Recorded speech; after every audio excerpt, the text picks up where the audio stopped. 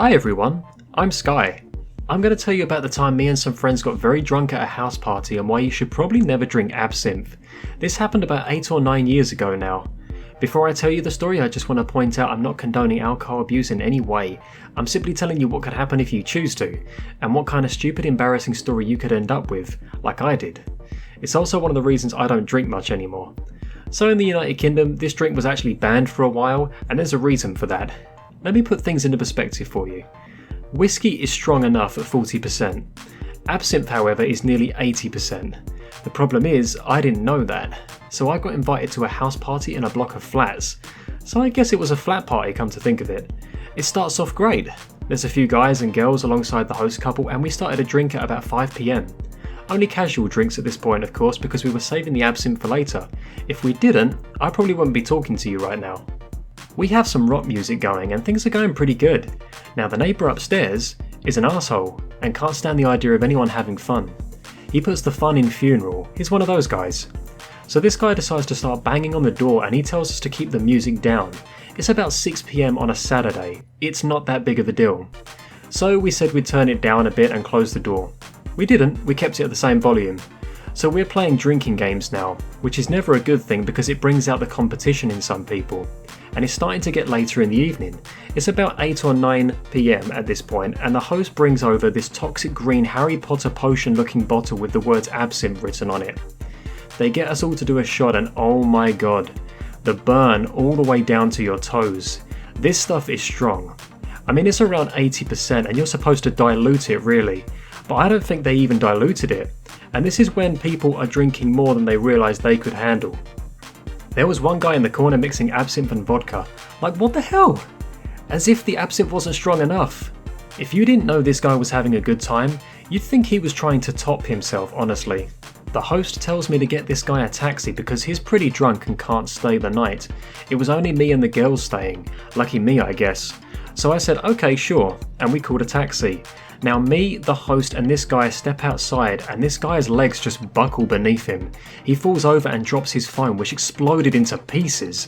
Maybe there was alcohol in the phone too, who knows? And we help him up and the host says to me, you've got to take him to the end of the street as there'll be a taxi there waiting. So I walk this guy up the road and I think we both realise how drunk we are at this point, because of course the air has hit us and made it worse. We get to the location for pickup and he lies on the floor and the poor guy pukes everywhere. The taxi driver is sitting there looking at us with this face on like, what the hell am I doing with my life? I get the guy into the taxi and start heading back to the flat, and let me tell you, it feels like the longest 5-minute walk I've ever taken. I remember thinking I may not even make it. Somehow I get back to the flat and carry on for a while until about 1 o'clock in the morning. The music has gotten louder, we have gotten louder, and the host's girlfriend decides to go into her room and bring out, wait for it, corsets. Yeah, she had a few different styles of corsets. So guess what she thought would be funny? That's right, if all the guys in the room took their shirt off and put one on.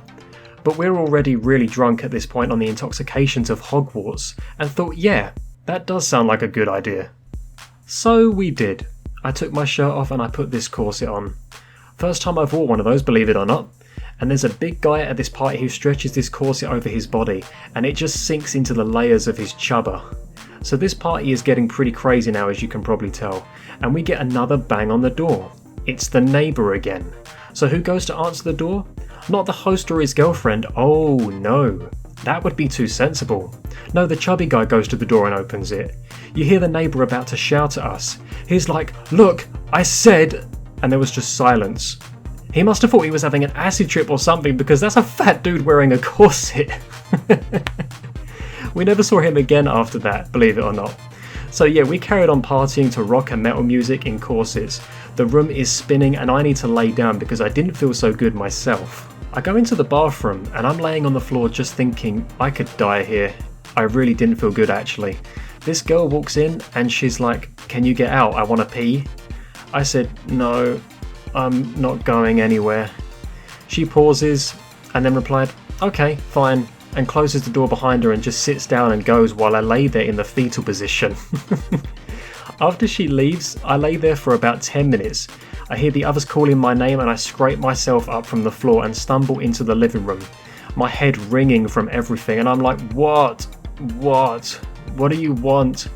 They say, "The police are outside." I'm like, what? What do you mean the police are outside? They gesture me over to their balcony and the police are calling up to the apartment. They're yelling at us to come out. It felt like a stick up, like we'd just been caught trying to rob a bank and the jig was finally up. Both of the hosts go out to the balcony to talk to them and I start freaking out because I'm wearing this corset and the fucking thing won't come off. It's really tight. I think to myself, okay, where the heck is my shirt? Because if I can't get this thing off and we get arrested, I'm going to be walking down what might as well be death row with prisoners giving me some of the most flirtatious looks ever. The problem of course grows from there. I can't find my shirt either. Like, how the hell do you lose a shirt? It was gone. I couldn't find it. So I just sit down on the sofa like, this is it. Thankfully, we had some good news because the police were actually really forgiving and just shouted up saying, "Look, we've had a really upset and confused neighbour in the area give us a call asking for you guys to keep it down, so we're going to give you this warning to shut it down now, okay?" We agreed and turned everything off. Someone helped me out of this ridiculous outfit and helped me find my shirt.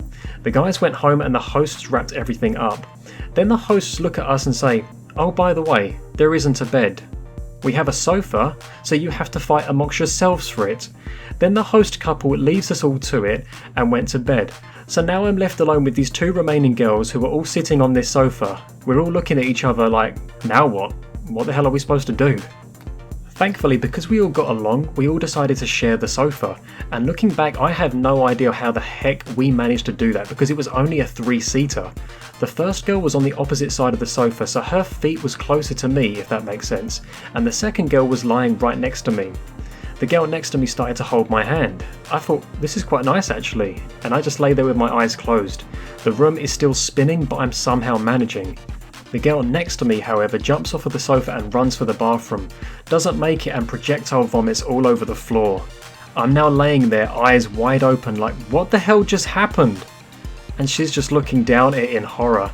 The other girl is either asleep at this point or pretending to be. So me being me, I helped her clean it up and that was the end of that night. So that was a crazy memory I have had with drinking and why you probably shouldn't do it. There were other things that happened during that party, but to keep it clean for YouTube, I have given you all the bare bones of the story. A lot more happened during that night. So there you go. That was one of my stories. Do you have any stories that you'd like to talk about? I'm on Discord and Twitter and I would love to hear them. Thanks so much for watching. I hope you enjoyed this and I'll see you in my next video. See ya!